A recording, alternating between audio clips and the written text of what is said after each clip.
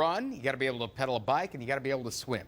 You better be good at all three of them, just like all those triathletes that are participating this weekend in Cleveland. One of them, though, took a pretty unusual journey to the starting line.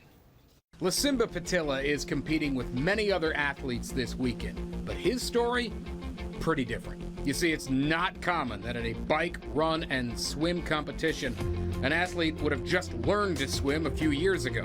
But not everyone has a story like Patilla's. For him, his fear of swimming started in 7th grade. I just wanted to hang out with my friends who were really good swimmers, and we had like a swim test, and we had to tread water. I had never tread water in my life, but I wanted to be looked at as an athlete, even though at that time I had never played any organized sports. So I tried, and I jumped in the water with everyone, and we had to tread water for 4 minutes.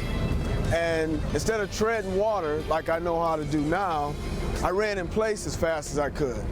In the middle of the pool, the deep end, full out sprint, going nowhere in the water, and it worked for 2 minutes. So I'm underwater, I'm drinking plenty of pool water, I'm panicked all out.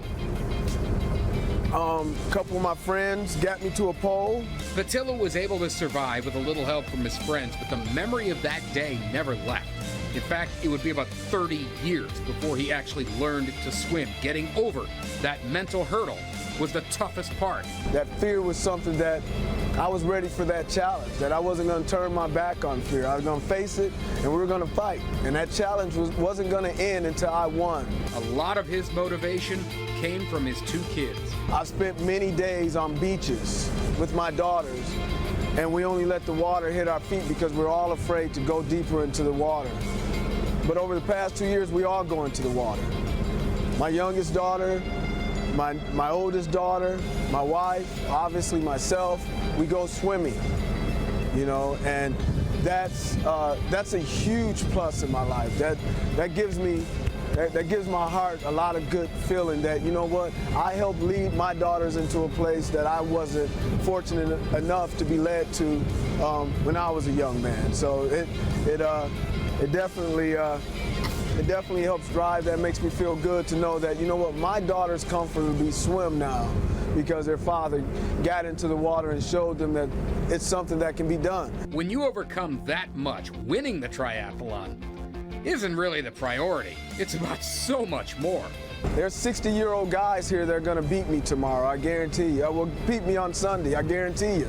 But I'm good with that because I know they evolved over the years too to get to where they are. Your greatest competition is in the mirror. So when I compete on Sunday, I'm looking to beat that guy that competed last year. Just like I was looking to beat the guy last year that I competed against the year prior to that. Even though the 44-year-old has come so far, he understands that he is still a work in progress. I still fight fears when I'm in the water, when I'm next to people, when someone bumps me, when someone kicks me. You know, there's still a sense of anxiety that happens. But I keep telling I'm committed. I tell myself something positive. I remind myself of the work I put into it. I can still hear my daughters and my wife's voices 300-400 meters out into the water, so I just keep going.